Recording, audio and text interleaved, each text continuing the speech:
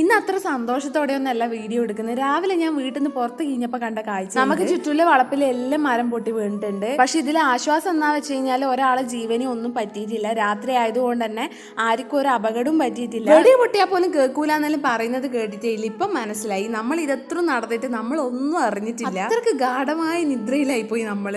അതുകൊണ്ട് ഇത്രയും വലിയ മരം പൊട്ടി വീണിട്ട് ആ ജനലിന്റെ സൈഡിലാണ് നമ്മൾ കിടന്ന് ഉറങ്ങുന്നത്, എന്നിട്ട് പോലും അറിഞ്ഞിട്ടില്ല. എന്തോ ഒരു ഭാഗ്യം കൊണ്ട് വീടിനൊന്നും ഒരു നാശനഷ്ടം സംഭവിച്ചിട്ടില്ല. ഞാനൊന്ന് റോട്ടുമലേക്ക് പോയി നോക്കാൻ വിചാരിച്ചിട്ട് റോട്ടുമല പോകുമ്പോൾ അതിനെക്കാട്ടും പരിതാപകരമാണ്.